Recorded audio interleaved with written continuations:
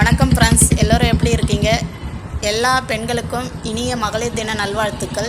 இன்றைக்கி நம்ம எங்கே இருக்கோன்னு பார்த்தீங்கன்னா, கேளம்பாக்கம் டு அண்டலூர் போகிற வழியில் இருக்கிற புதுப்பாக்கம் வீர ஆஞ்சநேயர் கோயிலில் தாங்க இருக்கும். இந்த கோயில் வந்து பார்த்திங்கன்னா சனிக்கிழமை, பௌர்ணமி, அமாவாசை, அனுமன் ஜெயந்திகளாக ரொம்ப விசேஷமாக கொண்டாடுவாங்க. அன்னதானம் வாங்கி சாப்பிட்டு முதல்ல சர்வசக்தி விநாயகர் இருப்பாருங்க, அவரை வணங்கிட்டு அதுக்கப்புறம் பக்கத்துலேயே வந்து நவகிரகம் இருக்கும். அதையும் ஒரு 11 சுற்று சுற்றிட்டு போனால் நம்மளுக்கு வந்து 2 பக்கமும் வந்து ஒரு பக்கம் ஆஞ்சநேயர் சிலையும் இன்னொரு பக்கம் கருடாழ்வார் சிலையும் 2 பக்கமும் இருக்குங்க. பார்க்கறதுக்கு ரொம்ப அவ்வளோ அழகாகவும் பிரமிப்பாகவும் நேர்த்தியாகவும் இருக்கும். அதுக்கப்புறம் பார்த்திங்கன்னா நம்ம வந்து படிக்கட்டு ஏறணுங்க. படிக்கட்டு ஏறி தான் வந்து நம்ம வந்து மேலே போய் ஆஞ்சநேயரை வழிபடணும். ஏன்னா இங்கே வந்து என்ன சிறப்புன்னு பார்த்தீங்கன்னா, மலை மேலே ஆஞ்சநேயர் வந்து வீற்றிருக்காரு. இதுதான் வந்து அனுமன் பாதம் இருக்கிற இடங்க. இங்கே வந்து பார்த்திங்கன்னா யாருன்னா வேண்டுதல் இருக்கிறவங்க அந்த தேங்காய் மட்டையோடு இருக்கிற தேங்காயில் இந்த மாதிரி செந்தூரம் கலரில் இருக்கிற துணியை கட்டி வழிபடுவாங்க, கட்டிட்டு போவாங்க. இங்கே தான் அங்கே வந்து கார்த்திகை தீபத்துக்கு வந்து தீபம் போடுவாங்க. இந்த இடத்துல தான் இந்த கோபுரம் மாதிரி இருக்குது பார்த்திங்களா, அங்கே தான் வந்து கார்த்திகை தீபத்துக்கு வந்து தீபம் போடுவாங்க. சனிக்கிழமை ஆனால் ரொம்ப கூட்டமாக இருக்குங்க. பாருங்கள் எவ்வளோ பேர் இருக்காங்க பாருங்கள். அதுக்கப்புறம் பார்த்திங்கன்னா நாங்கள் பூஜைக்கு தேவையான பொருள்லாம் வாங்கிக்கின்னு மலை மேலே வந்துட்டோங்க.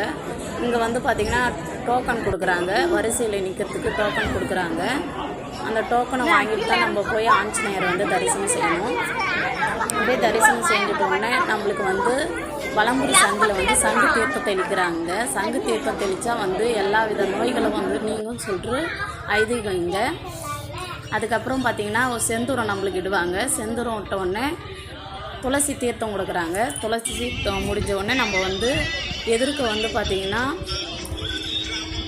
ராமர் சீதா வந்து எதிர்பக்கம் வந்து வச்சுருக்காங்க. இங்கே மலை மேலே வந்து ஃபோன் நாட் அலௌடுங்க, அதனால தான் நம்மளால் வீடியோ எடுக்க முடியல. அதுக்கப்புறம் பார்த்திங்கன்னா இந்த கோயில் பிரகாரத்தை சுற்றியும் வந்து ராமாயணத்தில் அனுமன் நிகழ்த்திய எல்லா நிகழ்வும் வந்து அங்கே வந்து வரைஞ்சி வச்சுருப்பாங்க. பார்க்கறதுக்கு அவ்வளோ அழகாக இருக்கும். அதுக்கப்புறம் பார்த்திங்கன்னா இந்த மலையில் வந்து சுற்றியுமே மரம் நிறைய மரம் இருக்குங்க. ரொம்ப காற்றோட்ட வசதியோடு இருக்கும். நம்மளுக்கு இங்கேருந்து போகிறதே மனசு வராது. இங்கே இருக்கும்போது ரொம்ப அமைதியாகவும் மகிழ்ச்சியாகவும் சந்தோஷமாக இருக்கும்.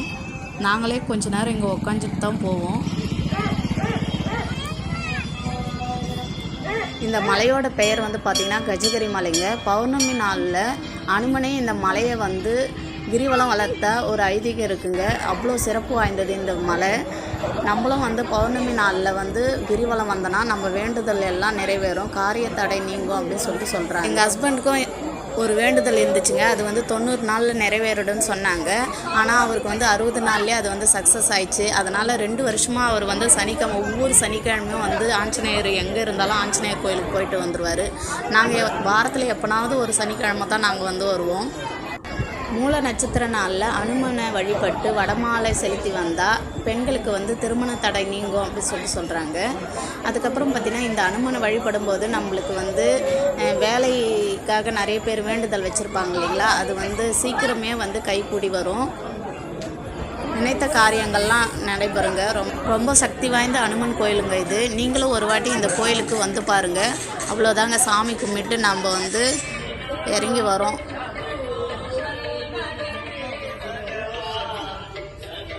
மறக்காமல் வீடியோ பார்க்குற எல்லாரும் ஒரு லைக் கொடுங்க. இவ்வளோ விசேஷமான இந்த கோவிலை நீங்களும் ஒரு முறை வந்து தரிசனம் செஞ்சுட்டு எப்படி இருக்குன்னு சொல்லுங்கள்.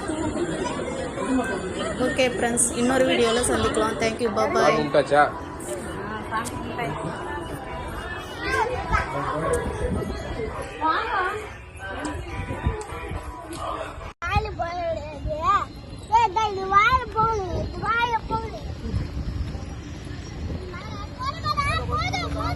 ஓரம் வச்சு